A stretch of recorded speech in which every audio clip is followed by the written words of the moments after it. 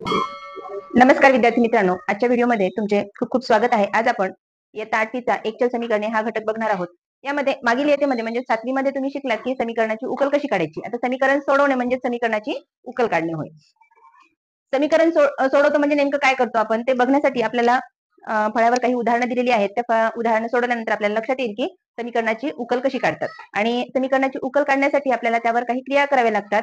मग ही क्रिया एकाच बाजूवर करून जमत नाही, तर समीकरणाच्या ज्या दोन बाजू असतात, डावी बाजू आणि उजवी बाजू, डाव्या बाजूवर आणि उजव्या बाजूवर दोन्ही बाजूवर सारखीच क्रिया करावी लागते.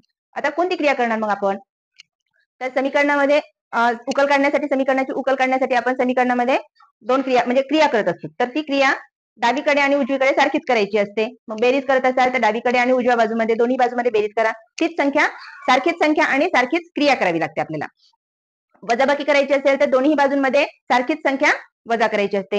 गुणाकार करायचा असेल तर दोन्ही बाजूंमध्ये सारख्याच संख्येने गुणाकार करावा लागतो आणि भागाकार करायचा असेल तरी सुद्धा दोन्ही बाजूमध्ये सारख्याच संख्येने भागाकार करावा लागतो. आता हे कसं करायचं त्यासाठी आपण 4 उदाहरणं सोडून घेऊया. इथे पहा, x अधिक 4 बरोबर 9 ही संख्या दिलेली आहे, हे समीकरण दिलेले आहे. ते समीकरण सोडवण्यासाठी x अधिक 4 वजा 4 बरोबर 9 वजा 4. आता इथे पहा, हे उदाहरण सोडवण्यासाठी मी काय केलंय, या समीकरणाच्या दोन्ही बाजूतून 4 ही संख्या वजा केली. कोणती क्रिया केली मी इथे? वजाबाकीची क्रिया केली. वजाबाकीची क्रिया करत असताना 4 ही संख्या म्हणजे सारखीच संख्या दोन्ही बाजूतून वजा केली. मग हे +4 आणि -4 कॅन्सल झाले. इथे x बरोबर 9 मधून 4 गेले तर 5 राहतात, म्हणून इथे x ची किंमत किती निघाली? 5. जर x च्या ठिकाणी 5 ठेवलं तर 5 आणि 4 9 होतात आणि ही डावी बाजू आणि उजवी बाजू समान होऊन जाते. दुसरं उदाहरण आहे आपलं x वजा 2 बरोबर 7. आता जेव्हा आता या समीकरणामध्ये नेमकी कोणती क्रिया करायला पाहिजे हे कसं ओळखणार मग आपण? हे ओळखण्यासाठी आपल्याला काही गोष्टी लक्षात ठेवाव्या लागतात. आणि आता पहा, इथे x आहे, इथं वजा आहे. वजाबाकी जर असेल तर त्या समीकरणामध्ये आपल्याला काय करावं लागतं? बेरीज करावी लागते. समीकरणाच्या दोन्ही बाजूंमध्ये सारखीच संख्या बेरीज करावी लागते. आता इथे वजाबाकीमध्ये 2 आहेत, वजा 2 आहेत, तर आपण इथे बेरीज अधिक 2 केले बरोबर 7 अधिक 2. इथे -2 आणि +2 कॅन्सल झाले. x बरोबर 7 आणि 2 9 होतात. त्यानंतर x/3 बरोबर 4 आहे. आता हे 3 जे आहे या x ला भागाकारात आहे. x भागिले 3. आता हे भागाकारातले 3 काढायचे असतील आपल्याला तर आपल्याला या समीकरणामध्ये गुणाकार करावा लागेल. मग आता गुणाकार कोणत्या संख्येचा करणार? जी संख्या भागाकारामध्ये आहे त्याच संख्येने गुणाकार करावा लागेल. म्हणून 4 गुणिले 3. हे 3 कॅन्सल होऊन जातात. इथे फक्त x राहतो. x बरोबर 4 गुणिले 3 4 त्रिक 12, म्हणून x बरोबर x ची किंमत 12 आलेली आहे. इथे चौथं उदाहरण जे आहे ते काय आहे? गुणाकाराचं आहे. 4 गुणिले x बरोबर 24 हे समीकरण दिलेलं आहे. या समीकरणामध्ये जेव्हा गुणाकाराची क्रिया दिलेली असते तेव्हा आपण इथे भागाकार करायचा, त्याच संख्येने भागाकार करायचा. अंशातले 4 छेदातले 4 कॅन्सल झाले.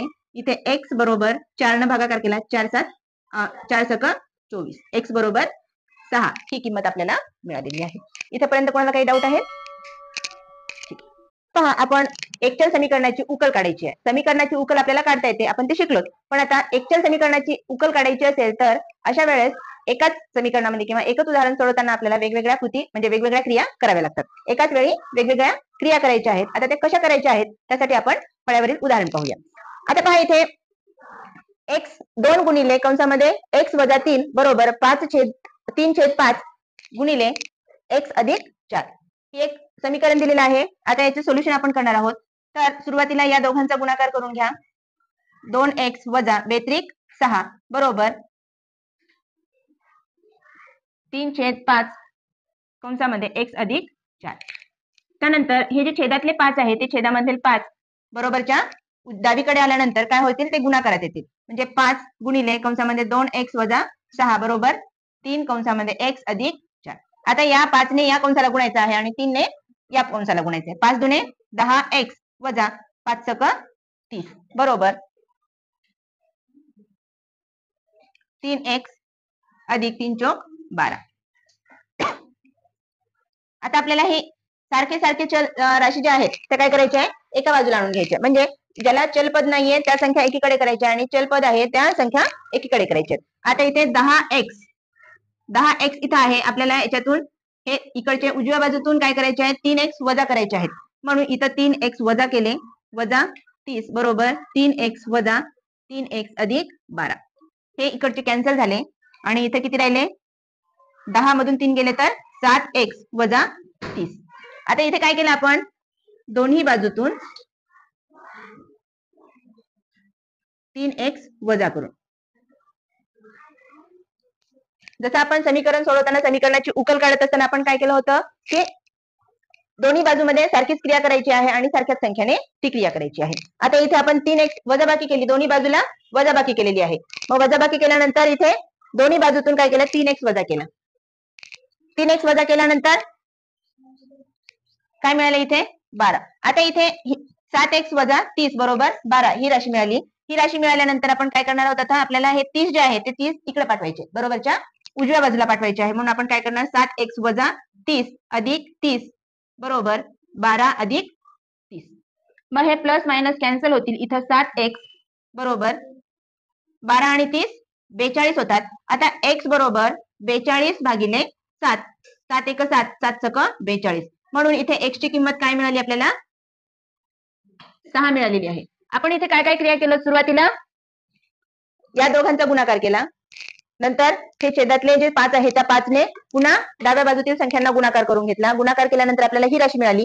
नंतर कंसातल्या बाहेरच्या संख्येने कंसाला गुणाकार करून घेतला. कंसाला गुणाकार करून घेतल्यानंतर आपल्याला ही राशी मिळाली. त्यानंतर आपण एक एक पद कॅन्सल करण्यासाठी वजाबाकी नंतर बेरीज अशा क्रिया करत गेलो. इथे वजाबाकी केली, दोन्ही बाजूतून 3x वजा केले आणि इथे मी एक कारण लिहिले नाही, तर इथे काय काय लिहायचं आपल्याला, दोन्ही बाजूमध्ये 30 मिळवून म्हणजेच वजा बेरीज करून असं आपण इथे लिहू शकता. दोन्ही बाजूमध्ये 30 मिळवून, आता इथे 30 मिळवले आणि उजव्या बाजूमध्ये सुद्धा 30 मिळवलेले आहे. मग हे 30 मिळवल्यानंतर हे कॅन्सल झाले आणि इथं 42 आलं. 12 अधिक 30 42 झाले. नंतर यांचा भागाकार केला 7 ने भागून, दोन्ही बाजूला 7 ने भागून, हे कारण सुद्धा इथे टाकू शकता.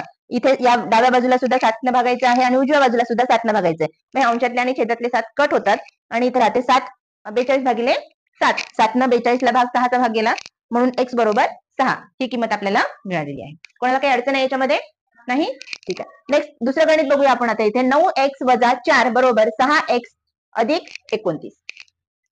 आता इथे काय करायचं आपल्याला, जसं आपण अगोदरच्या गणितामध्ये करून घेतलेलं होतं त्याचप्रमाणे काय करायचं आहे, सारखे सारखे पद असलेली राशी एकीकडे करून घ्यायची, म्हणजे एका बाजूमध्ये करून घ्यायची आहे. आता इथे 9x आहे, इकडे 6x आहे. हे 6x घालवण्यासाठी आपल्याला काय करावं लागेल, दोन्ही बाजूतून इथे प्लस आहे, प्लस 6x आहे, तर आपल्याला काय करावं लागेल, याच्यातून मायनस 6x करावं लागेल. याच्यातून काय करावं लागेल, मायनस 6x करावं लागेल. म्हणून 9x minus 6x minus 4 is equal to 6x minus 6x plus 29. आता 9x मधून 6x गेले तर किती राहतात, 3x मायनस 4 आहे. आता हे मायनस 4 काढायचे असेल तर याच्यामध्ये प्लस 4 करावं लागेल. हे कॅन्सल झाले. इथं 29 वजा, इथं मायनस 4 आपण प्लस केलं ना इथे, मग प्लस इथं पण प्लस 4 करणार आहोत. ठीक आहे.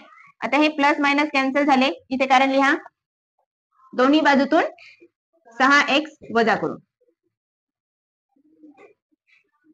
आणि इथे दोन्ही बाजूत 4 मिळवून. ठीक आहे. आता 3x राहिले, इकडे डाव्या बाजूमध्ये 3x राहिले आणि यांची बेरीज किती झाली,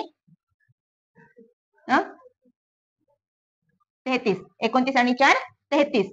आता इथे 3x भागिले 3 बरोबर 33 भागिले 3. अंशातले छेदातले 3 कटले, इथे राहिलं फक्त x.